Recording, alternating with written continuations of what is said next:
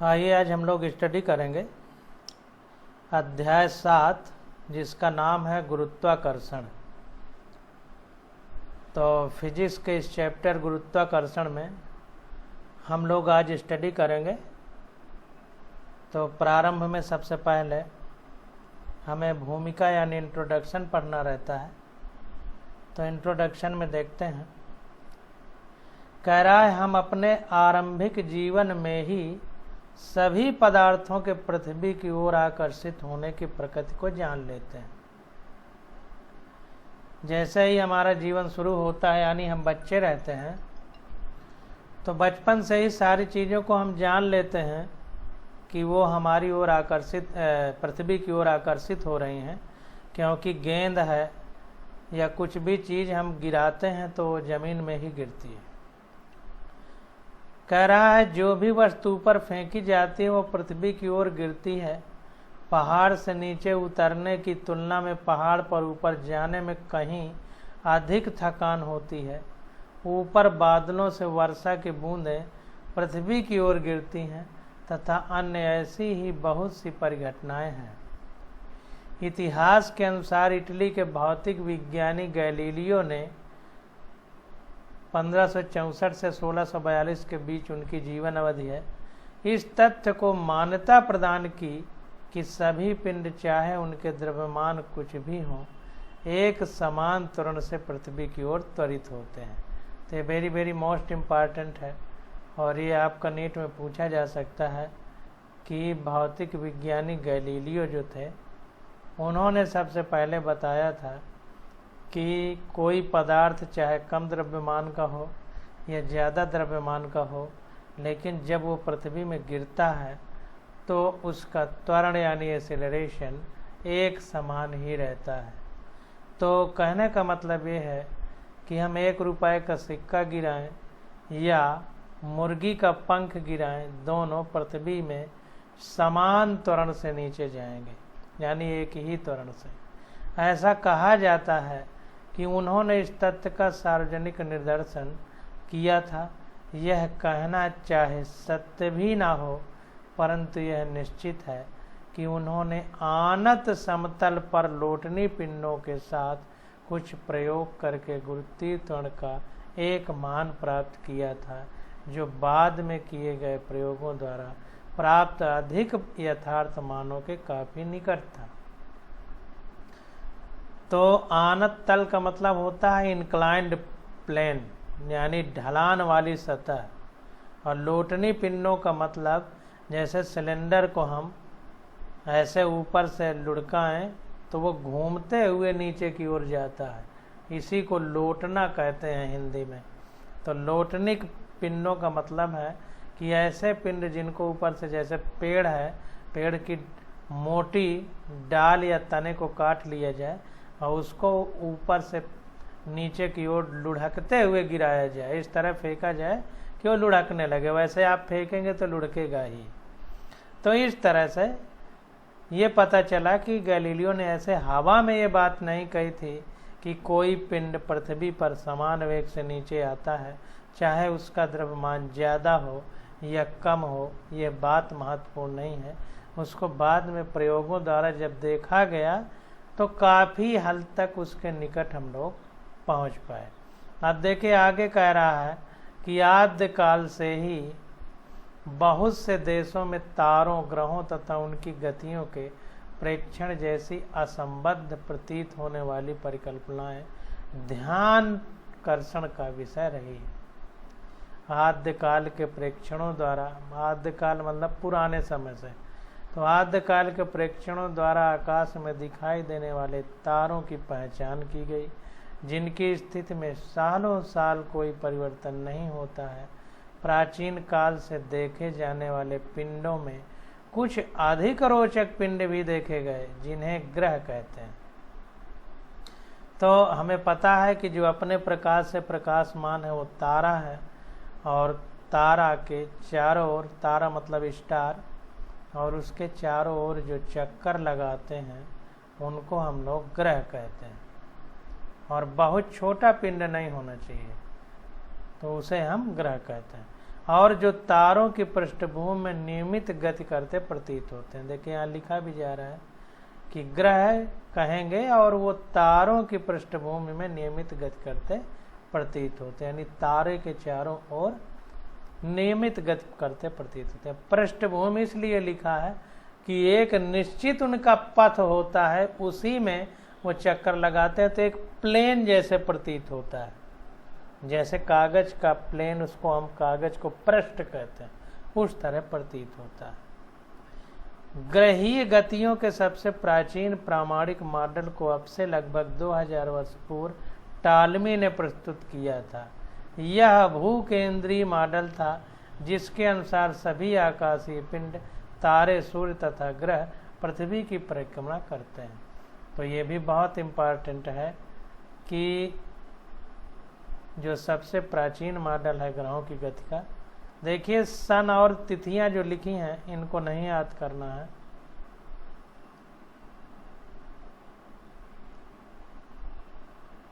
तो देखिए जो टालमी ने मॉडल दिया था ग्रहों की गति के लिए, तो ये भूकेंद्रीय मॉडल था, जिसके अनुसार सभी आकाशीय पिंड, तारे, सूर्य तथा पृथ्वी की परिक्रमा करते हैं। ध्यान दीजिए, कह रहे हैं कि सभी आकाशीय पिंड, तारे, सूर्य तथा ग्रह पृथ्वी की परिक्रमा करते हैं। इस बात को ध्यान दीजिए, इन्होंने ये बताया कि सारे पृथ्वी की परिक्रमा करते हैं, जबकि अब हम लोग कुछ दूसरा जान पाए हैं। तो यहाँ पर देखिए इंग्लिश वाली बुक में, तो इन्होंने जो मॉडल दिया टॉलमी ने, जियोसेंट्रिक मॉडल था। इसको इंग्लिश में हम लोग जियोसेंट्रिक मॉडल बोलेंगे। जियोसेंट्रिक मॉडल टॉलमी ने दिया था, और ये जो है हमारा पृथ्वी के अभिकेंद्रीय मॉडल था, यानी पृथ्वी के चारों ओर सारी चीजें घूमती हैं, ये उन्होंने बताया। अब देखिए आगे कह रहा है कि ग्रहों, इस मॉडल की धारणा के अनुसार आकाशीय पिंडों की संभावित गति केवल वृत्तीय गति ही हो सकती है। तो ये जो मॉडल दिया गया, तो इस मॉडल के अनुसार जितने भी आकाशीय पिंड हैं, तो वो सब केवल सर्कुलर मोशन कर सकते हैं, वृत्तीय गति कर सकते हैं। ये बात निकल करके सामने आई। आकाशीय पिंड जो भी हैं, देखिए कह रहा है कि the only motion that was thought to be possible for celestial object, celestial object मतलब आकाशीय पिंड। इन शब्दों पर ध्यान दीजिए, जो हिंदी के बच्चे हैं उन्हें ये शब्द ध्यान देना चाहिए। सिलेशियल ऑब्जेक्ट का मतलब आकाशीय पिंड, was motion in a circle, वो एक वृत्त की परिधि पर चक्कर लगाते हैं, इसलिए उसे सर्कुलर मोशन हम कह सकते हैं। एक सर्किल में मोशन का मतलब सर्कुलर मोशन, वृत्त में गति, वृत्तीय गति। अब देखिए आगे कह रहा है कि ग्रहों की प्रेक्षित गतियों का वर्णन करने के लिए टालमी ने गतियों के जिस विन्यास को प्रतिपादित किया वो बहुत जटिल था। प्रेक्षित गतियां इसलिए कह रहा है कि सारी चीज गतिमान है, कुछ भी ऐसा नहीं है जो गति में ना हो। तो यहाँ पर थोड़ा सा देखते हैं कि the planet was described as moving in a circle with the centre of the circle themselves move in larger circle. और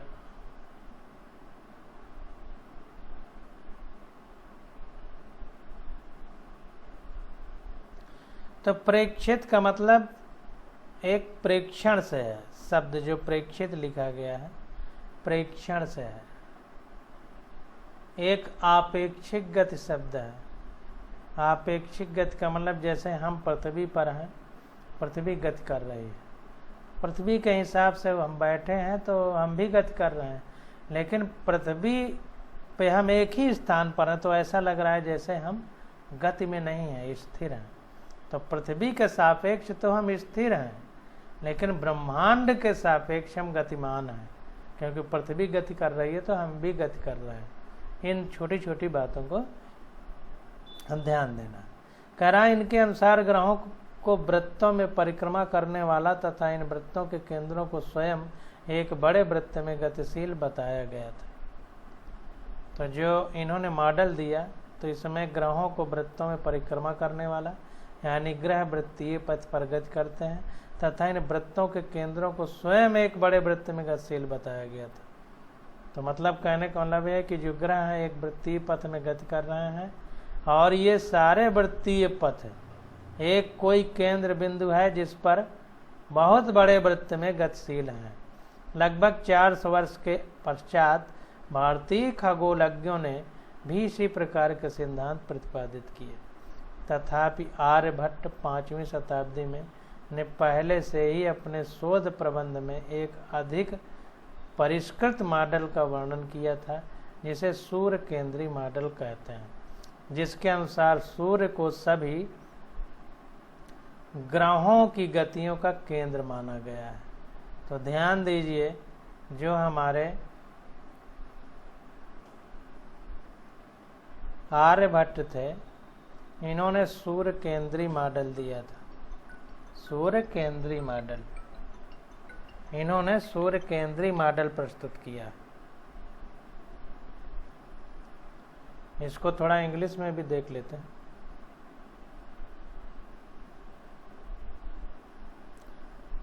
heliocentric model, sun was the centre around which the planet revolves. तो heliocentric यानी सूर्य केंद्रीय model ये था हमारा।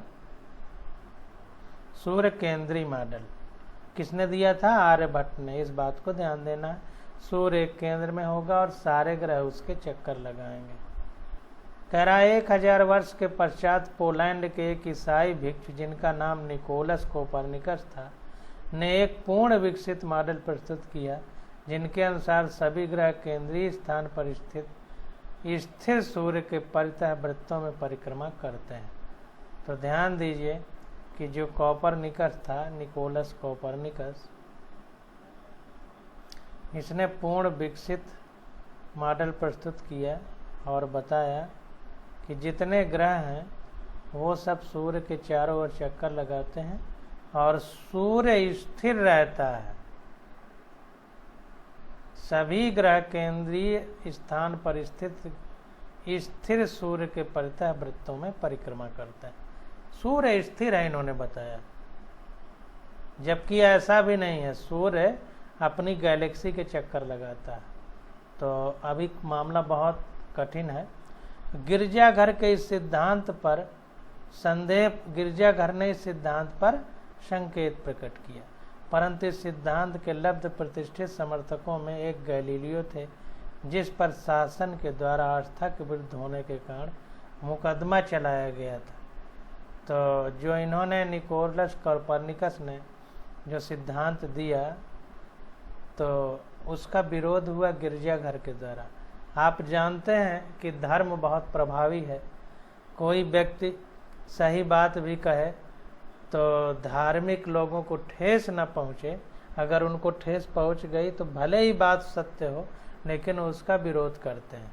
तो यही कंडीशन निकोलस कोपरनिकस के साथ आ गई कि बात उन्होंने कुछ हद तक ठीक ही कही, लेकिन फिर भी गिरजाघर के जो पादरी थे, जिनको ब्राह्मण कहते हैं, उन्हें बुरा लग गया, पुजारी कह सकते हैं। तो उन्होंने इस बात का विरोध किया, लेकिन गैलीलियो ऐसे व्यक्ति थे कि उन्होंने समर्थन किया इस बात का। तो इस सिद्धांत के समर्थक जो थे, प्रतिष्ठित समर्थक, उनमें से गैलीलियो शामिल थे।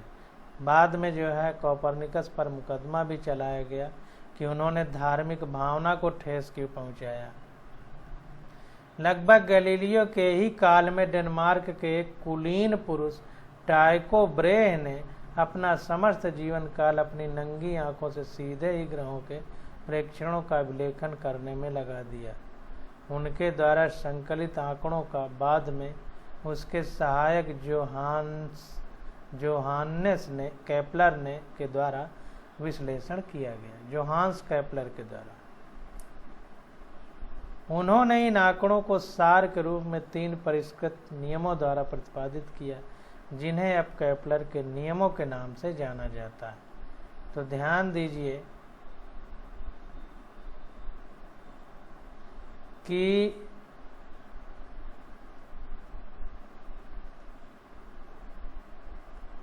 टाइको ब्रेह ने अपना पूरा जीवन लगाया, कुछ नियम प्रतिपादित किए, और बाद में क्या हुआ कि उन आंकड़ों को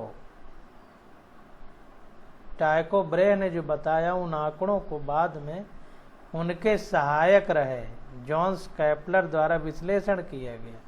उन्होंने इन आंकड़ों को सार के रूप में 3 परिष्कृत नियमों द्वारा प्रतिपादित किया, जिन्हें अब केपलर के नियम कहते हैं। तो कहने का मतलब सारा पूरा खेल टाइको ब्रेह का था, और केवल उसको सही तरीके से सुनियोजित ढंग से सजाने का काम केपलर ने किया, जो उनके सहयोगी थे। तो टाइको ब्रेह पीछे छूट गए और केपलर के नियम आज हम लोग पढ़ते हैं।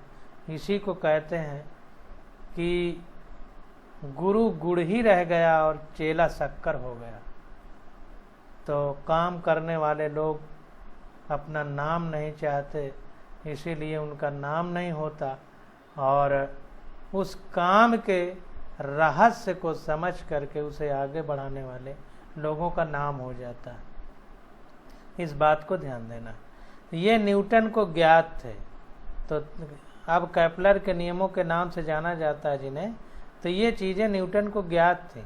इन उत्कृष्ट नियमों ने न्यूटन को अपना गुरुत्वाकर्षण का सार्वत्रिक नियम प्रस्तुत करके असाधारण वैज्ञानिकों की पंक्ति में शामिल होने योग्य बनाया। आप देखिए कितनी गहरी बात है कि टाइको ब्रेह के नाम से केपलर का भी नाम जुड़ा, और इन्हीं महान वैज्ञानिक के नाम से हमें न्यूटन का नाम भी जुड़ा, क्योंकि इन्हीं सिद्धांतों का पर्याय था कि न्यूटन ने जो कुछ भी किया टाइको ब्रेह के इस रिसर्च का परिणाम था। तो हमें इन बातों को ध्यान देना है कि मुख्य भूमिका किसकी थी, और बाद में जो नियम बने वो केपलर ने चूँकि उन्हें सुनियोजित ढंग से सजाया संवारा, इसलिए हम लोग टाइको ब्रेह नहीं केपलर के नियम पढ़ते हैं। तो अब आ गया केपलर के नियम, केपलर्स लॉ। तो इसको हम लोग देखते हैं। तो पहला है law of orbits. Law of orbits, कक्षाओं का नियम जिसको हिंदी में कहते हैं। तो सभी ग्रह दीर्घवृत्तीय कक्षाओं में गति करते हैं तथा सूर्य इसकी एक नाभि पर स्थित होता है। ये चीज इन्होंने पहले नियम में बताया। तो our planet move in elliptical orbit, दीर्घवृत्तीय को अंग्रेजी में क्या बोलेंगे, इलिप्टिकल ऑर्बिट। इस बात को ध्यान देना है। तो इलिप्टिकल ऑर्बिट में सारे ग्रह चक्कर लगाते हैं, और जो सूरज होता है हमारा वो एक सेंटर पर स्थित होता है। तो ये बहुत इम्पॉर्टेंट है, और सिर्फ इतना ही हम लोगों को पढ़ना, चित्र देखना है। चित्र देखना बहुत ज़रूरी है। चित्र से किसी के चरित्र का बारे में पता चलता है। तो सूर्य के परितः किसी ग्रह द्वारा अनुरेखित दीर्घवृत्त, तो सूर्य के परितः किसी ग्रह द्वारा अनुरेखित दीर्घवृत्त, यानी ये वृत्त नहीं दीर्घवृत्त है। इलिप्टिकल पाथ पे मतलब मोशन करते हैं ग्रह। सूर्य का निकटतम बिंदु P तथा दूरस्थ बिंदु A है। नज़दीक सूर्य का ये P बिंदु है और दूर वाला A है। देखिए यहाँ से कम दूरी है और यहाँ से ये ज़्यादा दूरी है। P को अपसौर तथा P को उपसौर तथा A को अपसौर कहते हैं। अर्ध दीर्घ अक्ष दूरी AP का आधा है।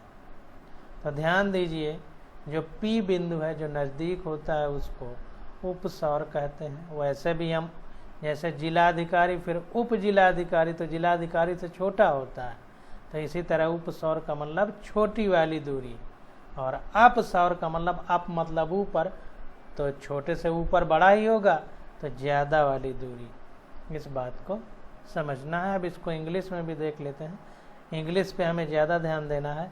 तो देखिए कह रहा है कि the closest point is P and the farthest point is A। दूर वाला कौन सा है? दूर का मतलब फारदेस्ट पॉइंट A है। तो P is called the perihelion, जो नज़दीक है उसे पेरीहीलियन और जो दूर है उसे एपहीलियन बोलते हैं। ध्यान दीजिए, नज़दीक वाले को पेरीहीलियन और दूर वाले को एपहीलियन बोलते हैं। तो इस बात को ध्यान देना। The semi major axis is half the distance AP। तो सेमी मेजर एक्सिस जो है, सेमी का मतलब आधा, तो the semi major axis is half of the distance AP। तो अगर ये AP डिस्टेंस देखी जाए तो ये देखिए दीर्घ वृत्त है एलिप्टिकल, तो ये दूरी ज़्यादा है और ये दूरी कम है। तो इस पे भी उन्होंने बताया कि ये दूरी इसकी 2 गुनी होगी, या यूं कह सकते हैं कि इस दूरी की ये BC दूरी आधी होगी। इसको ध्यान देना। तो the semi major axis is half of the distance AP। तो सेमी मेजर एक्सिस मतलब ये जो बड़ी वाली एक्सिस है, मेजर का मतलब ज़्यादा, माइनर का मतलब कम, तो ये जितना दूरी है इसकी आधी, सेमी का मतलब इसकी आधी जो ये दूरी है, मान लो यहाँ पर आएगा, ये इतनी दूरी जो है the semi major axis is half the distance of AP। हाँ देखिए थोड़ा सा गलती हो रही समझने में, ये पूरी दूरी ली जाए PA तो इसकी आधी होगी ये आधी वाली दूरी, मेजर एक्सिस, ये माइनर वाली से कोई मतलब नहीं। तो ये जो पूरी दूरी है PA कहने का मतलब ये आधा होगा। अगर यहाँ पे कोई पॉइंट मान लिया जाए तो ये दूरी आधी होगी इस पूरी दूरी की, और यही चीज़ इधर के लिए भी लागू कर सकते हैं। ये चीज़ निकल करके सामने आई। तो वही कह रहा है कि अर्ध दीर्घ अक्ष दूरी AP का आधा है। तो दीर्घ मतलब यही दूरी है, अगर आधी इसको कर दी जाए तो ये पूरी दूरी की आधी होगी आधी दूरी।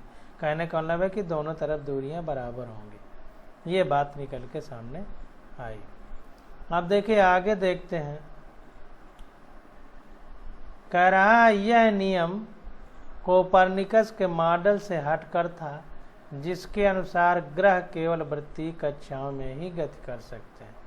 तो इस नियम में देखिए ये चीज़ समझ में आई कि कोपरनिकस ने कहा था कि जो ग्रह हैं वो वृत्तीय पथ पर गति करते हैं, लेकिन जो हमारे महान वैज्ञानिक टिको ब्रेह थे, उन्होंने जिनके आधार पर कोपरनिकस ये केपलर के नियम बने, तो केपलर के जो नियम है इसकी तुलना अगर हम कोपरनिकस के सिद्धांत से करें तो ये बात निकल के आती है कि कोपरनिकस ने पूरी सर्कुलर मोशन की बात की थी, वृत्तीय पथ गति की, जबकि यहाँ दीर्घ वृत्तीय बात हो रही है, एलिप्टिकल नॉट सर्कुलर। इसको ध्यान देना। तो दीर्घ वृत्त जिसका वृत्त एक विशिष्ट प्रकरण होता है, एक बिंदु वक्र होता है, जिसे बहुत सरलता से इस प्रकार खींचा जा सकता है। तो ये कह रहे हैं कि दीर्घ वृत्त जिसे हम कहते हैं, जिसका वृत्त एक विशिष्ट प्रकरण होता है, एक बंद वक्र होता है, जिसे बहुत सरलता से इस प्रकार खींचा जा सकता है। तो यहाँ पर देखिए खींच करके बताया जा रहा है, तो इसको समझते हैं। तो देखिए कहा जा रहा है कि एक दीर्घ वृत्त खींचना एक डोरी के 2 सिरों F1 तथा F2 स्थिर है। एक डोरी के 2 सिरे हैं F1 और F2 मान लेते हैं कि डोरी के 2 किनारे हैं। ये मान लो ये नीली वाली ये डोरी है। तो पेंसिल की नोक डोरी को तनी रखते हुए इन सिरों के परितः चलाई जाती है। तो ऐसा करते हैं, पेंसिल लेते हैं, पेंसिल लेते समय ध्यान रखना है कि इसके तनाव में कमी ना हो, ऐसे खींचते चले जाते हैं, तो इस प्रकार से दीर्घवृत्त बन जाता है। अब देखिए आगे कह रहा है कि दो बिंदु F1 तथा F2 का चयन कीजिए। ये दो बिंदु हैं हमारे पास, F1 और F2, इनका चयन करना है। एक डोरी लेकर इनके सिरों को F1 तथा F2 पर पिनों द्वारा जड़िए। तो F1 और F2 को एक डोरी लेकर इनके सिरों को F1 तथा F2 पर पिनों द्वारा पिन लगा के इसको ठोक देते हैं हथौड़े से कि ये हटने न पाए। पेंसिल की नोक से डोरी को तानिए और फिर डोरी को तनी हुई रखते हुए पेंसिल को चलाते हुए बंद वक्र खींचिए, जैसा 7.1b में बताया गया है। तो इस प्रकार प्राप्त बंद वक्र को दीर्घवृत्त कहते हैं या इलिप्स कहते हैं। और स्पष्ट है कि दीर्घवृत्त के किसी भी बिंदु T पर F1 तथा F2 से दूरियों का योग अपरिवर्तित यानी नियत है। तो ध्यान दीजिए कि दीर्घवृत्त के किसी भी बिंदु T पर F1 तथा F2 से दूरियों का योग अपरिवर्तित है। तो कोई बिंदु अगर हम T लें तो दूरियों का योग अपरिवर्तित रहेगा हर जगह, मतलब ये दूरी जोड़ दें तो हर जगह बराबर ही रहेगा, इस बात को ध्यान देना। तो वही कहा जा रहा है कि इस प्रकार प्राप्त बंद वक्र को दीर्घवृत्त कहते हैं। स्पष्ट है कि दीर्घवृत्त के किसी भी बिंदु T पर F1 तथा F2 से दूरियों का योग अपरिवर्तित यानी नियत है। आप देखते हैं, कह रहा बिंदु F1 तथा F2 दीर्घवृत्त की नाभि कहलाती हैं। तो यहाँ पर F1 और F2 इसके सेंटर बोले जाएंगे, नाभि। इसको इंग्लिश में भी देखते हैं।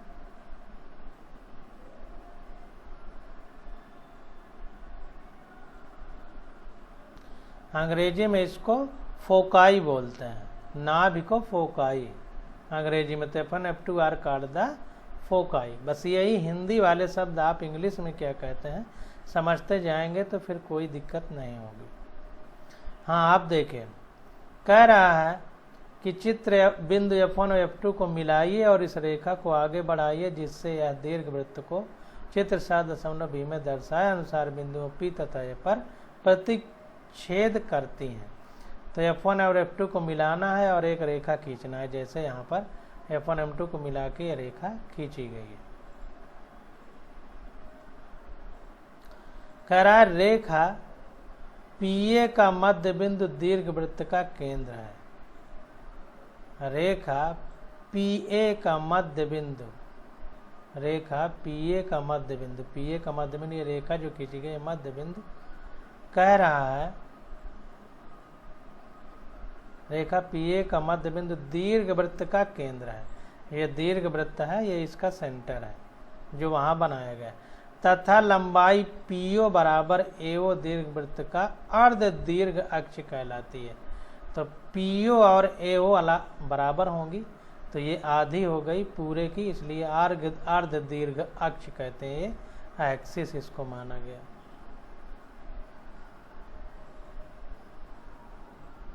इसी वृत्त के लिए दोनों नाभियां एक दूसरे में विलीन होकर एक हो जाती हैं तथा अर्ध दीर्घ वृत्त की त्रिज्या बन जाती है। तो कह रहा है इसी वृत्त के लिए दोनों नाभियां एक दूसरे में विलीन हो जाती हैं। ये दोनों जो फोकाई हैं, जैसे यहाँ पर चित्र में बनाया गया, तो ये दोनों फोकाई आपस में विलीन हो जाती हैं और दीर्घ क्या कह रहा है, दीर्घवृत्त की त्रिज्या बन जाती है, रेडियस बन जाती है।